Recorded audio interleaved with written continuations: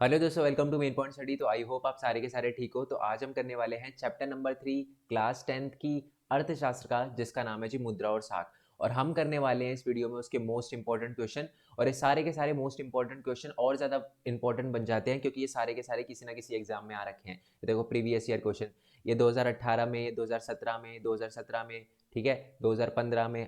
Okay, ये देखो, यानी ये वाला जो क्वेश्चन है ये 2017 में आया था फॉरेन के अंदर, और ऑल इंडिया 2017 में भी आया था। ये बहुत ज़्यादा इंपॉर्टेंट, सारे के सारे इंपॉर्टेंट क्वेश्चन है, किसी ना किसी एग्जाम में आ रखे हैं।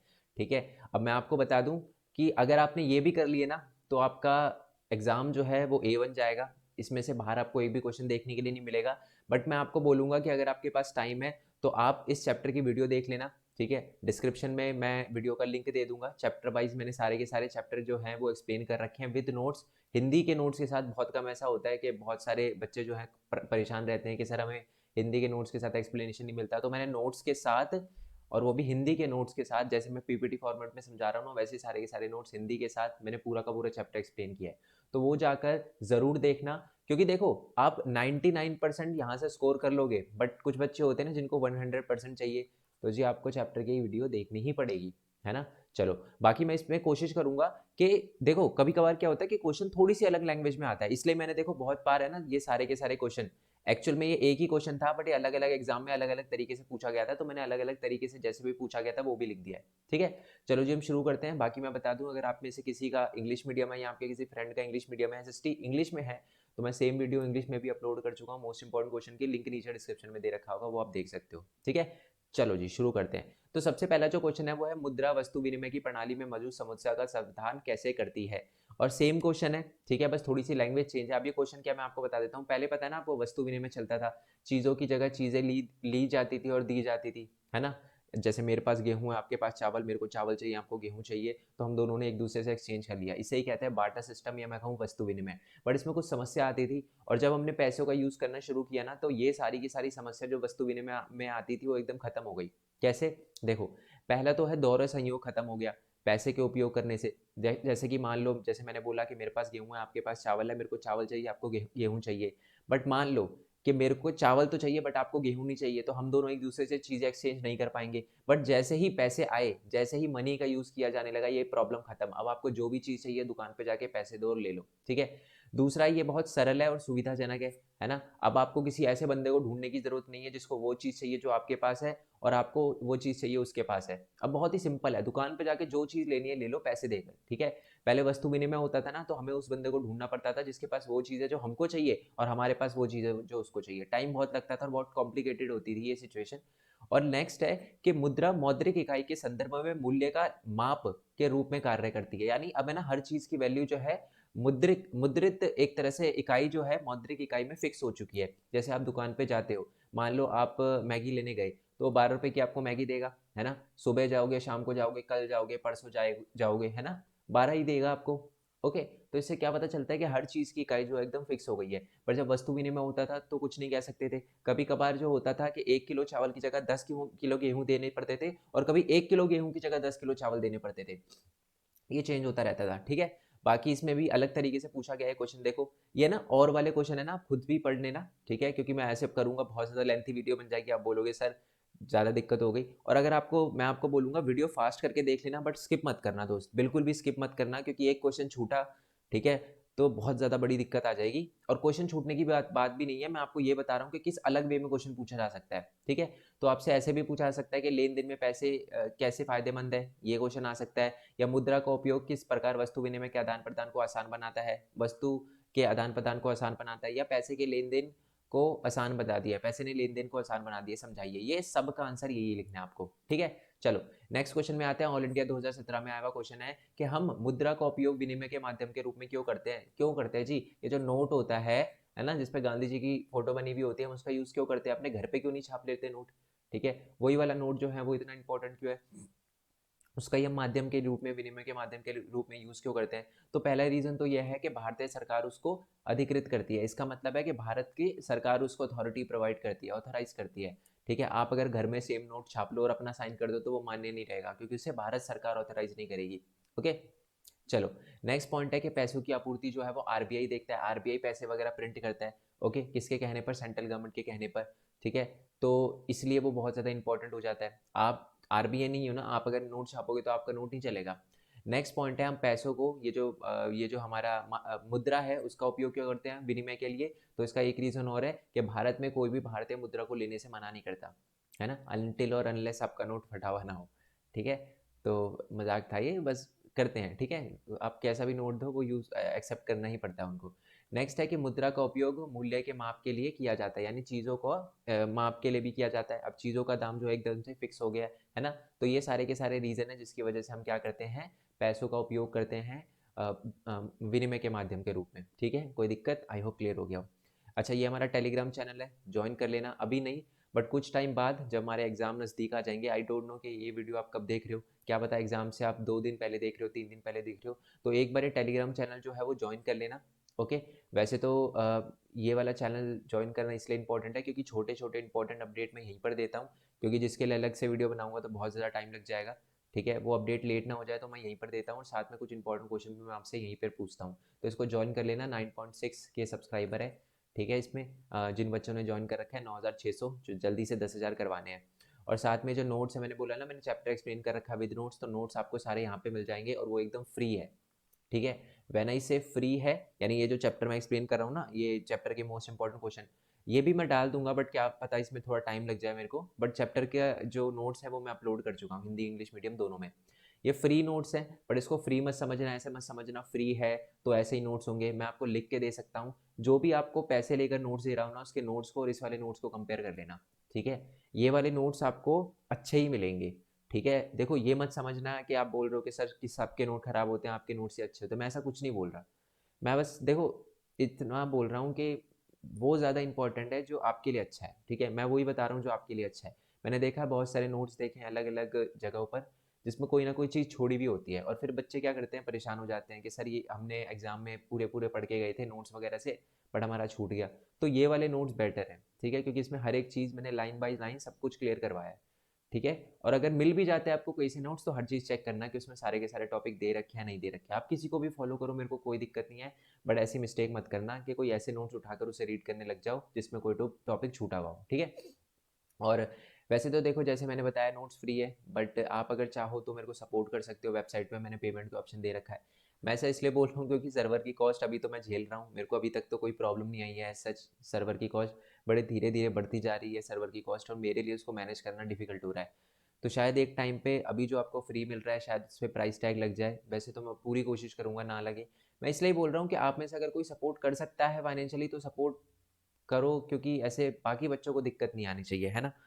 चलो, और वैसे आप अगर फाइनेंशियली सपोर्ट नहीं भी कर सकते कोई दिक्कत नहीं, वेबसाइट पे जाओगे ना, ऐड मिलेगी, क्लिक कर देना, 10-20 सेकंड रुक जाना, वो भी अल्टीमेटली सपोर्ट होगा। नेक्स्ट क्वेश्चन की बात करते हैं कि मांग जमा को मुद्रा क्यों माना जाता है। पहले तो मांग जमा सुन लो होता क्या है। बैंक के अंदर जो आप पैसे जमा कराते हो ना, वो मांग जमा कहलाता है। क्यों? क्योंकि मांग पड़ने पर कभी भी आप उसे निकलवा सकते हो, इसलिए उसको मांग जमा कहते हैं। मेरे अकाउंट में मान लो 10,000 रुपये पड़े हैं, तो वो मेरी मांग जमा है। ठीक है, और उसको मैं आपको बता दूं कि उसको मुद्रा हम क्यों मानते हैं, पैसे क्यों मानते हैं उसको। देखो, मान लो मेरे को आपको 3,000 रुपये देने हैं, तो मैं तो आपको या तो पैसे दे दूं, ये लो जी 3,000 रुपये, या दूसरा तरीका क्या है, मैं आपको चेक चेक दे दूं, है ना। तो देखो मेरे को पैसे देने थे बट मैंने चेक दे दिया, तो इसका मतलब क्या है कि जो मांग जमा है बैंक के अंदर, जो मेरे पैसे जमा है, उसने एज अ मनी की तरह काम किया, है ना। मेरे को पैसे नहीं देने पड़े, मैंने आपको चेक दे दिया, तब भी आप खुश, है ना। आपको पैसे मिले चेक मिले एक ही बात है, पैसे तो आपके पास पहुंच गए ना, तो इसलिए हम मांग जमा को मुद्रा का रूप भी मानते हैं, आधुनिक मुद्रा का रूप मानते हैं। ठीक है, आंसर आप पढ़ लेना। वैसे तो मांग जमा को पैसा इसलिए माना जाता है क्योंकि जरूरत पड़ने पर उसे हम निकाल सकते हैं। ठीक है, और निकाले गए पैसे का इस्तेमाल भुगतान के रूप में भी किया जा सकता है। ओके, इसलिए इन्हें आधुनिक अर्थव्यवस्था की मुद्रा भी माना जाता है। नेक्स्ट क्वेश्चन 2010 में आया हुआ क्वेश्चन है ये, ऑल इंडिया में, और दिल्ली 2013 में आया हुआ क्वेश्चन है। ऋणाधार क्या होता है? बड़ा सिंपल है यार, जो चीज गिरवी रखी जाती है ना उसी को ऋणाधार कहते हैं। ठीक है, आप मेरे पास आए, ठीक है, मान लो आप हो, ठीक है, स्टूडेंट लिख देता हूँ क्योंकि बहुत सारे बच्चे हैं, है ना, यहाँ पर मैं हूँ। आप मेरे पास आए कि सर जी मेरे को 10,000 रुपये चाहिए, मैंने कहा ठीक है जी 10,000 रुपये चाहिए, और मैं बहुत लालची हूँ। मैंने बोला कि जी आप मेरे को काम करो, आप मेरे को कोई चीज़ गिरवी रखवाओ। आपने बोला सर क्या रखवाऊँ, तो मैंने कहा 10,000 रुपये ना अपने घर के कागज़ रख दो, तो आपने घर के कागज़ रख दिए। तो जो आपने घर के कागज़ रखे ना वो ऋणाधार है। ठीक है, ऐसा करना मत कभी, कोई घर के कागज़ मांगे आपसे 10,000 के चक्कर में, तो मत ही लो, कोई दिक्कत नहीं है। ठीक है, बाकी समझ गए ना आप, तो इसे कहते हैं ऋणाधार। अच्छा, मैंने ऋणाधार क्यों लिया, क्योंकि मेरे को एक सिक्योरिटी चाहिए थी कि मान लो लेट्स से आप मेरे को 10,000 नहीं पे कर पाए तो मैं आपका घर बेच के अपने पैसे रिकवर कर लूँ, ठीक है। तो ये होता है ऋणाधार। ये क्या लिखा हुआ है, ये एक ऐसी संपत्ति होती है जो उधार करता है, यानी जो पैसे लेने वाला है, यानी आप जो जो आपके पास होती है, और आप है ना मेरे को, ठीक है, मेरे को जो पैसे देने वाला होता है, ऋणदाता होता है, जो ऋण देता है, लोन देता है, पैसे देता है, उनको आप देते हो और ये बोलते हो कि अगर मैं अपना ऋण नहीं चुका पाया तो आप इसको बेचकर अपना पैसा रिकवर कर सकते हो। इसी को कहते हैं ऋणाधार। मोस्ट इंपॉर्टेंट क्वेश्चन है, बार बार पूछा जाता है। अच्छा, ये हमारे डिफरेंट डिफरेंट चैनल है, ये मेरा ब्लॉगिंग चैनल है, मैं सोच रहा हूँ इसको रिएक्शन चैनल में चेंज करूँ। बताना यार कमेंट बॉक्स में आपकी क्या राय है। बाकी मेन पॉइंट टेक का हमारा चैनल है, ये बेसिकली अर्निंग से रिलेटेड चैनल है, ठीक है। अभी तो आप एग्जाम पे फोकस करो, एग्जाम के बाद है ना इसकी चैनल की सारी वीडियो देखना। सब्सक्राइब करो ना करो इतना कोई मैटर नहीं करता यार। वैसे मैं बता दूं, इस पर सिर्फ 23 वीडियो और इस पर 10,000 से ज़्यादा सब्सक्राइबर हैं, 11,000 होने वाले हैं। बट आप सब्सक्राइब करो ना करो ये इतना मैटर नहीं करता, क्योंकि मैं चाहता हूँ कि आप इन वीडियो का फ़ायदा उठाओ, ठीक है। आप अर्निंग कैसे कर सकते हो वो सारी की सारी चीज़ें बताइए। मेन पॉइंट गेमिंग का चैनल है, यूनिक वर्ल्ड का चैनल है, ऑल तो इसका नाम अभी मैंने चेंज कर रखा है, लिंक नीचे डिस्क्रिप्शन में मिल जाएगा। आप चाहो तो सब्सक्राइब कर सकते हो चैनल को, और अगर नहीं भी चाहते तो इस वाले चैनल को देख लेना, क्योंकि मेन चैनल यही है मेरा ब्लॉगिंग चैनल। चलो आप कोई दिक्कत नहीं है ना देखो, बट ये वाला चैनल जो है वो आपके लिए बहुत ज़्यादा इंपॉर्टेंट है। चलो आ जाते हैं आगे। नेक्स्ट है रिजर्व बैंक की क्या भूमिका। ये क्वेश्चन आपके सैंपल क्वेश्चन पेपर में भी आया हुआ था, याद है ना, 2022 का भी सैंपल क्वेश्चन पेपर निकाला था सीबीएसई, उसके अंदर भी था ये वाला। ओके, 2014 के अंदर भी आया था दिल्ली के अंदर वाला क्वेश्चन कि रिजर्व बैंक की क्या भूमिका है, क्या क्या काम करता है रिजर्व बैंक। तो पहला काम तो रिजर्व बैंक का ये होता है कि नोट छापता है, नोट को जारी करने का काम होता है। दूसरा वो है ना, जो भी हमारे औपचारिक स्रोत होते हैं ना ऋण के, यानी जो जो लोन देते हैं, जैसे कि बैंक हो गया, कोऑपरेटिव हो गया, है ना, इनको औपचारिक स्रोत कहते हैं लोन का, ऋण का। तो इनके इन पे निगरानी रखता है कि अपना काम ढंग से कर रहे हैं नहीं करते। नेक्स्ट है कि ये क्या करता है, नकदी संतुलन बनाए रखने में बैंक की निगरानी करता है, ठीक है। ये देखता है कि जो बाकी रीजनल बैंक है ना वो अपना नकदी जो शेष है वो रख रहे हो अपने पास। अच्छा, इसका मतलब क्या है, इसका मतलब ये है कि मान लो बैंक जैसे आरबीआई है, ठीक है। आरबीआई जो छोटे छोटे बैंक होते हैं, जैसे एसबीआई हो गया, बैंक ऑफ इंडिया हो गया, है ना, ओबीआई हो गया, ओवरसीज बैंक हो गया, और भी बहुत सारे, कैनरा बैंक, के सारे बैंक हो गए। बैंक इन पे नजर रखता है कि ये सारे के सारे बैंक है ना अपने पास 15% पैसे जरूर रखे। मान लो इनके पास कोई 1,000 रुपये जमा कराता है, तो उन 1,000 रुपये से 15% अपने पास रखे और बाकियों का लोन दे। ऐसा ना हो कि ज्यादा पैसे कमाने के चक्कर में सब कुछ लोन दे दे। ऐसे तो फिर मान लो किसी को पैसे की जरूरत पड़ेगी, मान लो मैंने अपने पैसे जमा कराए थे इसमें 10 लाख, और मैं गया कि जी मेरे को अभी पैसे की जरूरत है, मेरे को 1 लाख रुपए चाहिए, तो बैंक मेरे को कहाँ से ला कर देगा, क्योंकि उन्होंने तो लोन दे रखे हैं। तो इसलिए बैंक आरबीआई ये नजर रखता है कि अपने पैसे जो हैं 15% जो है, 3 से 15% होता है, ठीक है, 3 से 15% जो है वो कैश अपने पास रखे, ये निगरानी रखता है। और लास्ट वाला पॉइंट है कि आरबीआई ये भी देखता है कि जो बैंक है, ये जो रीजनल बैंक है, वो पैसे कमाने के चक्कर में ऐसा ना हो कि सिर्फ अमीर अमीर लोगों को लोन दे रहे हो, जिससे उनको ज़्यादा इंटरेस्ट आ रहा है। गरीब लोगों को भी लोन देना उतना इंपॉर्टेंट है, और यही चीज़ जो है वो आरबीआई नज़र रखता है। आई होप ये बात आपको पता चल गई। अगर आपके दिमाग में और कोई पॉइंट ना आए तो ये भी लिख देना कि जब सरकार को अतिरिक्त पैसे की ज़रूरत पड़ती है तो वो भी आरबीआई से मांगता है, आरबीआई से लोन लेता है, आप ये कह सकते हो। नेक्स्ट क्वेश्चन की बात करते हैं। चलो, नेक्स्ट क्वेश्चन है कि बैंक की ऋण गतिविधियों या बैंक की आय के स्रोत की व्याख्या करो। Most most most important question है दोस्त, most most most important question. कितनी बार भी हम लगा लो ये मोस्ट ही रहेगा, मैं आपको बता दूं। अच्छा, ये क्वेश्चन का मतलब क्या है, बैंक पैसे कैसे कमाता है। बहुत सारे बच्चे सोचते हैं कि सर हम बैंक में पैसे जमा कराते हैं, हम 10 रुपये जमा कराते हैं, अगले महीने वो हमको 11 रुपये दे देता है, जबकि वहाँ पर इतने सारे लोग काम कर रहे होते हैं, उनको तो पैसे कम करने चाहिए, हमारे ज़्यादा कैसे कर देते हैं। तो यही बता रखा है इसमें। तो इसमें क्या बता रखा है मैं आपको पहले बता देता हूँ, देखो ध्यान से सुनो। बैंक के अंदर जो आप पैसे जमा कराते हो ना, तो बैंक जो है उनमें से कुछ पोर्शन अपने पास रखता है और बाकी को लोन पे दे देता है, ठीक है। जैसे कि मान लो मैं हूँ, ठीक है, मैं भरत हूँ, ये बैंक है, और बैंक पूरा लिख देता हूँ, और ये आप हो स्टूडेंट, ठीक है। मैं गया, मैंने अपने 1 लाख रुपए जमा कराए बैंक में, ठीक है। मैंने कहा जी ये लो मेरे बैंक में पैसे हैं। बैंक कहता है ठीक है, हम आपको 1,01,000 रुपये एक्स्ट्रा देंगे, यानी 1 लाख रुपए देंगे, ठीक है, और प्लस 1,000 रुपये देंगे, ठीक है। मैं कहता ठीक है जी, खुश मैंने कहा पैसे बढ़ ही रहे हैं, क्या दिक्कत है। फिर आपको मान लो 1 लाख रुपए की ज़रूरत पड़ी, आप गए बैंक के पास कि जी मेरे को 1 लाख रुपए दे दो, ठीक है, 1 लाख रुपए दे दो। अच्छा, कुछ बच्चे बोलेंगे सर वो 15% नहीं रख नहीं रहा क्या बैंक। रखेगा, रखता है बैंक। अब मैं आपको ईजी करने के लिए बता रहा हूँ, ऐसे फिर मैं कंफ्यूज कर दूंगा ना आपको कि जी 15% अपने पास रखेगा, तो आप कंफ्यूज जाओगे। ये मान लो कि बैंक ने सीधा सीधा 1 लाख रुपए आपको दे दिए, और बैंक कहता है कि आपसे कहता है कि मैं आपको 1 लाख रुपए दे रहा हूँ, बट आप 1,05,000 रुपये देना, तो जब मान लो आपने लोन लिया, आपका काम बन गया, तो आपने 1 लाख रुपए तो दिए ही दिए और 5,000 रुपये एक्स्ट्रा दिए, ठीक है। 5,000 में से 1,000 रुपये बैंक ने मेरे को दे दिए, 4,000 रुपये बैंक की इनकम। तो ऐसे पैसे कमाता है बैंक, ठीक है। तो यही बात लिखी हुई है, आप रीड कर लेना, वैसे तो मैं आपको समझा चुका हूँ। और ये जो लाइन मैंने बोल्ड कर रखी है ना, इनको आपको एग्जाम में अंडरलाइन करके आना है। और ये वाली लाइन सबसे इंपॉर्टेंट है कि बैंक ऋण पर उच्च ब्याज दर वसूलता है, यानी आपको जो पैसे दिए ना उससे ज़्यादा इंटरेस्ट लेगा जो वो जमा देते हैं, यानी जो वो जमा पर देते हैं, यानी मेरे को जितने पैसे दिए ना उससे ज़्यादा पैसे वो आपसे लेगा। तो यही बैंक की मुख्य आय का स्रोत है। नेक्स्ट क्वेश्चन पे आते हैं, मोस्ट इंपॉर्टेंट क्वेश्चन है ये भी, सारे ही इंपॉर्टेंट क्वेश्चन है, मैं बार बार मोस्ट इंपॉर्टेंट क्यों बोल रहा हूँ, ये गलत बात है, क्योंकि सारे इसमें इंपॉर्टेंट क्वेश्चन है, क्योंकि सारे किसी ना किसी एग्जाम में आ रखे हैं। बट ये 4 बार अलग अलग तरीके से, ऑलमोस्ट 1 2 3 4 5 अलग अलग तरीके से पूछा गया है। ऑल इंडिया 2017 में आया क्वेश्चन है, सीबीएसई 2018 में, फॉरेन 2011 में, ऑल इंडिया 2010 में, ऑल इंडिया 2013 में आया क्वेश्चन है कि formal and informal source of credit बताओ। फॉर्मल का मतलब क्या होता है मैं आपको बता दूं, सॉरी औपचारिक हिंदी में बोलना चाहिए मेरे को, औपचारिक ऋण के स्रोत, ये जो बैंक होते हैं ना, देखो ये इसमें वो बताया ना जिनसे आप लोन ले सकते हो, बैंक हो गया, कोऑपरेटिव्स हो गए, है ना। तो ये सारे के सारे जो है औपचारिक ऋण के स्रोत कहलाते हैं, क्यों, क्योंकि इन पे जो सरकार है वो नजर रखती है। बाकी अनौपचारिक क्या होते हैं, जैसे आपके दोस्त हो गए, ठीक है, आपके रिलेटिव वगैरह हो गए, तो ये सारे के सारे अनौपचारिक ऋण के स्रोत है। इसका मतलब क्या है कि सरकार इन पे नजर नहीं रख सकती, ठीक है। ये आपसे कितना भी इंटरेस्ट चार्ज कर सकते हैं, कितना भी ब्याज ले सकते हैं, बट औपचारिक स्रोत में है ना, जो ये ब्याज लेते हैं ये सरकार की निगरानी में रख लेते हैं, या आरबीआई की निगरानी में लेते हैं। ऐसा नहीं है कि ये बोल दे कि जी हमको 100% इंटरेस्ट चाहिए, ऐसा नहीं बोल सकते ये, क्यों, क्योंकि इन पर सरकार जो है और आरबीआई जो है नजर रखता है, ये कितना भी इंटरेस्ट चार्ज कर सकते हैं। अब चलो डिफरेंस करते हैं। तो औपचारिक ऋण के स्रोत सरकार पर नियंत्रण में सरकार के नियंत्रण में होते हैं और इन्हें कानून और नियम का पालन करना पड़ता है, ये तो पता ही है आपको। बट अनौपचारिक स्रोत जो हैं वो सभी छोटी और बिखरी हुई इकाइयों में शामिल होते हैं, जो आमतौर पर सरकार के नियंत्रण से बाहर होती है, और इसके कानून और नियमों का पालन करना और इन्हें इन्हें कानून और नियमों का पालन करना चाहिए, बट यहाँ पर पालन नहीं होता, ठीक है। सेकंड पॉइंट है, देखो इसलिए मैंने बोला वीडियो देखना इंपॉर्टेंट है, एक वर्ड में ऐसे आप फंस ना जाओ, इसीलिए।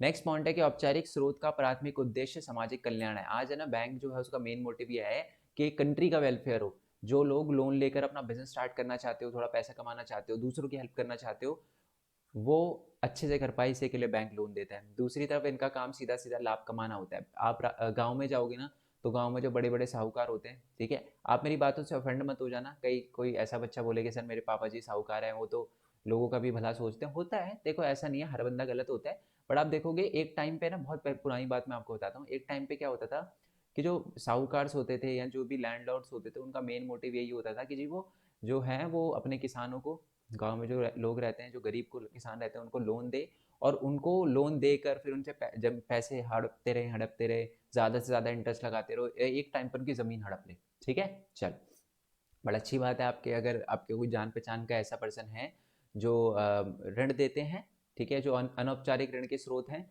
बट वो लोगों की भलाई के लिए करते हैं, तो ये बहुत अच्छी बात है, ठीक है। ऐसे मैं जनरलाइज नहीं कर रहा, ठीक है। नेक्स्ट क्वेश्चन की बात करते हैं। आरबीआई औपचारिक स्रोत पर निगरानी रखता है, ये पता ही है आपको, बट अनौपचारिक स्रोत पर निगरानी रखने के लिए कोई संगठन नहीं है। नेक्स्ट है, औपचारिक स्रोत आमतौर पर कम ब्याज वसूलता है, मैंने आपको बताया ना, बैंक वगैरह कम इंटरेस्ट लेते हैं, ठीक है। और ये जो है कितना भी इंटरेस्ट ले सकते हैं, कितना भी ब्याज ले सकते हैं अनौपचारिक स्रोत, 10%, 20, 100, 200, क्या कीजिए अगले महीने मेरे को डबल पैसे देना, ऐसे भी कर सकते हैं, ठीक है। बट इनमें जो होता है कम वसूला जाता है औपचारिक स्रोत में। नेक्स्ट है कि जो जो हमारा ऋणाधार होता है, ऋणाधार का मतलब जो चीज़ें गिरवी रखवाई जाती है वो यहाँ पर रखवाना कंपलसरी है, बट यहाँ पर जो है वो गिरवी नहीं रखवाई जाती चीज़ें, ठीक है। चलो, नेक्स्ट एग्जांपल दे रखा है बैंक और सहकारी समिति, और यहाँ पर जो उदाहरण है वो है साहूकार, व्यापारी, श्रमिक, रिश्तेदार, दोस्त वगैरह आदि, ठीक है। नेक्स्ट क्वेश्चन पे आते हैं। नेक्स्ट क्वेश्चन है कि ये बहुत इंपॉर्टेंट क्वेश्चन है कि अधिकांश ग्रामीण परिवार, पहले तो बता देता हूँ 2013, 16, 12 में आया हुआ क्वेश्चन है, ठीक है, ओके। अधिकांश ग्रामीण परिवार अभी भी ऋण के अनौपचारिक स्रोतों पर निर्भर क्यों हैं। इसका मतलब है आज भी जो गरीब लोग हैं ना, वो लोन लेने के लिए जो है वो अनौपचारिक स्रोत के पास जाते हैं, जैसे अपने दोस्तों के पास, साहूकार के पास, गांव के अंदर। ऐसा क्यों करते हैं वो, साहूकार के पास, अमीर लोगों के पास क्यों लोन लेने के लिए जाते हैं, बैंक के पास क्यों नहीं जाते, क्या रीज़न है। तो यही रीज़न लिखा हुआ है। पहली बात तो बैंक, गाँव के अंदर बैंक इतने ज़्यादा उपलब्ध नहीं है। दूसरी समस्या ये है कि वो दस्तावेज की संबंध में जो समस्या आती है ना, उनका सामना करना पड़ता है। बैंक बोलता है ये फार्म लाओ, ये लाओ, ये लाओ, ये डॉक्यूमेंट, ये करो, तो सरदर्दी बन जाती है ना गरीब बंदे के लिए।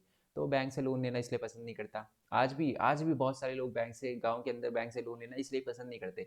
वो 4 कागज मांगते हैं, फिर 8 मांगते हैं, फिर 10 मांगते हैं, मतलब ऐसा लगता है कभी कभार कि वो मौका ढूंढ रहे हैं कि जी कहाँ मना करूँ इसको लोन के लिए, है ना। और थर्ड पॉइंट है कि ऋणाधार की उपस्थिति अनुपस्थिति के प्रमुख कारण। अच्छा, हमारे गांव के अंदर क्या होता है, लोगों के पास ऋणाधार भी नहीं होता, गरीब लोगों के पास गिरवी रखने के लिए कुछ नहीं होता, इसलिए बैंक से लोन नहीं मिल पाता उनको। और लास्ट पॉइंट है कि जो हमारे ग्रामीण लोग हैं, गांव के लोग हैं, उनको थोड़ा आसान लगता है कि वो क्या करे, अमीर लोगों से, गांव के अमीर लोगों से लोन ले, पैसे ले, ठीक है, उनको आसानी से मिल जाता है। तो ये कुछ रीज़न है। बाकी ये भी अलग अलग तरीके से पूछा जा सकता है, इनको रीड कर लेना एक बार, मैं ज़्यादा टाइम नहीं लगाऊंगा, आप पॉज करके वीडियो देख लेना, ठीक है। चलो, मतलब रीड कर लेना। नेक्स्ट है, क्या कारण है कि बैंक कुछ उधारकर्ताओं को उधार देने के लिए तैयार नहीं हो सकते हैं या नहीं होते। यानी बहुत बार क्या होता है कि जो बैंक होते हैं ना, वो कुछ लोगों को लोन नहीं देते। अच्छा, किन किन लोगों को लोन नहीं देते? पहले तो वो उन लोगों के लोन नहीं देते जिनके पास ऋणाधार ना हो, ठीक है, नो कोलेटरल, कोलेटरल कहते हैं उसको, ठीक है, कोलेटरल ना हो। दूसरा रीज़न है जिनके पास कोई स्टेबल जॉब ना हो, ठीक है, स्टेडी जॉब या स्टेबल जॉब ना हो, है ना, स्थिर जॉब ना हो। इसका मतलब अगर मान लो बैंक को लगता है कि अरे पैसे चुका नहीं पाएगा, है ना, इसके पास तो जॉब ही नहीं है, तो उनको लोन नहीं देता, ठीक है। तीसरा क्या होता है, बैंक ये देखता है कि उनके पास कोई हिस्ट्री तो नहीं है। हिस्ट्री का मतलब है कि लोन की हिस्ट्री क्या है, उन्होंने पहले लोन लिया हो, लोन ना दिया हो, तो ये चीज़ बैंक देखता है। और अगर लोन ले रखा है और नहीं दिया तो उसको भी लोन नहीं देता।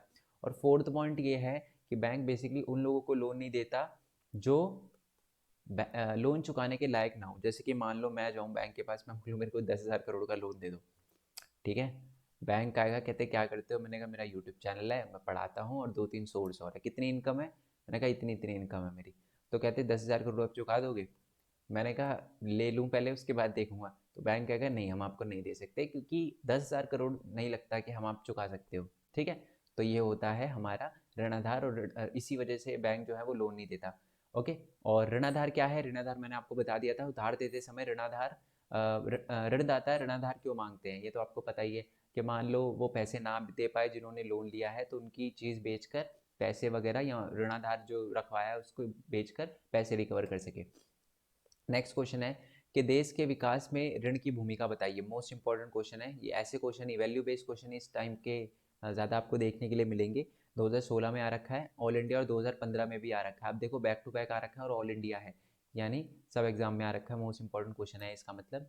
देखो, पहली बात तो ये है कि जो लोन मिलता है ना हमें, उससे क्या फ़ायदा होता है, ठीक है।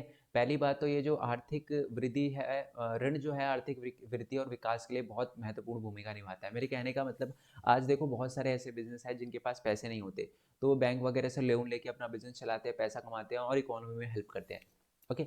नेक्स्ट है कि ब्याज सस्ती दरों पर, अगर ब्याज की सस्ती दर पर ऋण उपलब्धता व्यवसाय और फर्मों फर्मों यानी होती है ना, फर्म होती है, फर्म और अधिक उधार देने के लिए प्रोत्साहित करती है। इसका मतलब ये है अधिक उधार लेने के लिए, हाँ लेने के लिए लिखा है मैंने।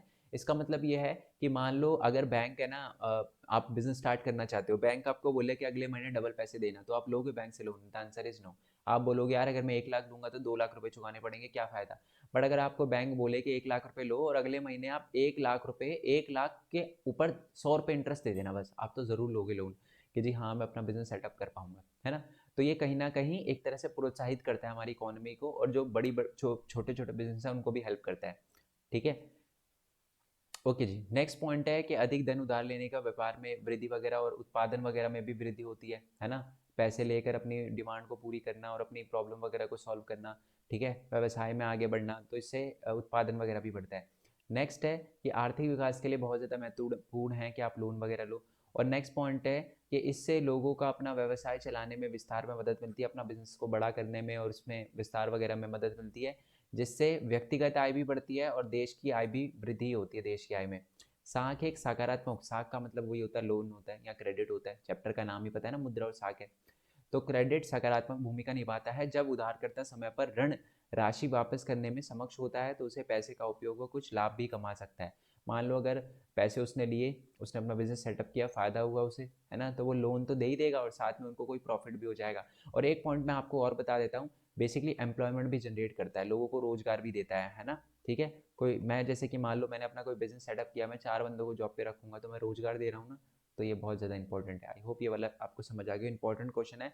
देखो आप ट्राई करना कि इसको अपनी लैंग्वेज में भी लिखो। और देखो एक चीज़ और लिखी हुई है यहाँ पर नीचे वाले क्वेश्चन में, उदाहरण। उदाहरण आप खुद भी बना के लिख सकते हो, जिसमें आप एक पर्सन दिखाओ, ठीक है। जैसे कि आपकी बुक के अंदर सलीम का एग्जाम्पल दे रखा है, उसको पैसों की ज़रूरत थी, उसको बिजनेस वगैरह सेटअप करना था अपना, ठीक है। उसको 3,000 जूते का ऑर्डर मिला था, बट वो पूरे नहीं कर पा रहा था क्योंकि उसके पास पैसे नहीं थे। बैंक से लोन लिया उसने और अपने जो भी पैसे थे उसको चुका दिया, ठीक है। और अपना प्रॉफिट कमाया उसने, प्रॉफिट में से कुछ हिस्सा बैंक को जो इंटरेस्ट लोन लिया था उस पर इंटरेस्ट भी दे दिया, लोन के पैसे भी दे दिए, और अच्छा खासा फ़ायदा कमाया, और लोगों को जॉब भी दे पा रहा था वो, ठीक है। नेक्स्ट है कि स्वयं सहायता समूह क्या है, ये बहुत इंपॉर्टेंट क्वेश्चन है। स्वयं सहायता समूह सुन लो। देखो गांव के अंदर मैंने आपको क्या बताया था, गांव के अंदर बैंक जो होते हैं वो ज़्यादा इंटरेस्ट लेते हैं, वो कम इंटरेस्ट लेते हैं, ठीक है। बट इनमें ये दिक्कत है कि ये क्या मांगते हैं, ऋणाधार मांगते हैं। और गाँव के अंदर जो दूसरे साहूकार वगैरह होते हैं वो ज़्यादा इंटरेस्ट लेते हैं। गाँव का गरीब बंदा हो गया परेशान कि जी लोन किससे लूँ, बैंक जो है उधार वो मांग रहा है, ऋणाधार जो है नहीं, ठीक है। और ये जो हमारे साहूकार वगैरह होते हैं ये ज़्यादा इंटरेस्ट रेट लेते हैं, ज़्यादा ब्याज लेते हैं, तो क्या करें। तो इसका तरीका ढूंढा लोगों ने, कैसे, स्वयं सहायता समूह बनाकर। स्वयं सहायता समूह क्या होता है, बेसिकली मैं आपको बताता हूँ। गांव के जब 20 से 25 लोग आपस में साथ में आते हैं और अपने पैसों को जमा करते हैं, ठीक है। तो अपने पैसों को जमा करते हैं, कुछ लोग 25 रुपये जमा कराते हैं, कुछ लोग 100 रुपये कमाते हैं, कुछ 200, अपनी अपनी क्षमता के अनुसार पैसे जमा कराते हैं, ओके। और अगर मान लो किसी सदस्य को एक टाइम आने पर पैसे की ज़रूरत पड़ जाए, तो वो ये जो पैसे जमा करवा रहा है ना वो, है ना, तो उसी से पैसे जो है वो लोन पे ले लो, और बहुत कम इंटरेस्ट रेट पे देना पड़ता है लोन, है ना। मैं बता दूं, जैसे कि मान लो मैं इन 25 बंदों में से एक हूँ, मेरे को 5,000 रुपये की ज़रूरत पड़ी, मैंने बोला जी मेरे को 5,000 रुपये चाहिए, आप मेरे को 5,000 रुपये दे दो, बट मेरे पास कोई गिरवी रखने के लिए कोई चीज़ नहीं है और मैं ज़्यादा इंटरेस्ट रेट नहीं दे सकता। तो स्वयं सहायता समूह जहाँ पर मैंने अपने पैसे जमा कराए होंगे ना, वो बोलेगा कोई दिक्कत नहीं है, हमें आप पे विश्वास है, क्योंकि आप भी तो इसके पार्ट हो, आप भी तो पैसे जमा करवा रहे हो, तो आपको कोई ऋणाधार देने की जरूरत नहीं है, क्योंकि ऋणाधार तो इसलिए लिया जाता है ना ताकि सेफ्टी बनी रहे, है ना। बट लोगों को, क्योंकि वो उसका खुद का पार्ट है, तो उसको थोड़ा विश्वास रहता है, तो लोन उसको 5,000 का मिल जाता है, और उससे बोला जाता है कि आप बहुत कम इंटरेस्ट रेट दो, कोई दिक्कत नहीं है, 5,000 पे 100 रुपये बस इंटरेस्ट दे दो। मैं भी खुश, मैंने कहा यार 100 रुपये इंटरेस्ट देना पड़ रहा है, काम बन गया मेरा, है ना। और तो यही बात लिखी हुई है। और इससे क्या होता है, अच्छा एक और बात बता दूं, कि अगर ये जो हमारा स्वयं सहायता समूह अगर रेगुलर रहे, ऐसे ही पैसे इकट्ठा करता रहे 2-3 सालों तक, तो बैंक भी उनको बिना ऋणाधार के लोन देने के लिए रेडी हो जाता है। क्योंकि मैंने अभी क्या बताया था कि ऋणाधार इसलिए रखवाया जाता है ताकि सेफ्टी रहे। बट बैंक को अब सेफ्टी किस चीज़ से है, इस चीज़ से है क्योंकि ये लोग जो हैं 2-3 साल तक पैसे जमा करवा रहे हैं, बैंक को पता है कि मान लो अगर इन्होंने लोन लिया, पे नहीं कर पाए, तो जो पैसे जमा करा रहे हैं ना, ये तो हम अपने इससे तो अपने पैसे रिकवर कर सकते हैं, ठीक है। और इन पैसों का उपयोग करके, मान लो जैसे मैंने अपने 5,000 रुपये लिए, तो मैंने उसका उपयोग करके थोड़ा बहुत प्रॉफिट कमाया, थोड़ा रोजगार के साधन अपने उपलब्ध वगैरह करवाए। मान लो मैंने गाँव के अंदर डेयरी वगैरह खोल ली, है ना, तो 5,000 रुपये से मैंने डेयरी वगैरह खोली अपनी, तो थोड़ा पैसा वगैरह कमा पाया। तो ये सारी की सारी चीज़ें, डायरेक्टली आंसर आपको एग्जाम में यही लिख कर आना है, ठीक है। ओके जी, यही बात लिखी हुई है जो मैंने समझाई है बस।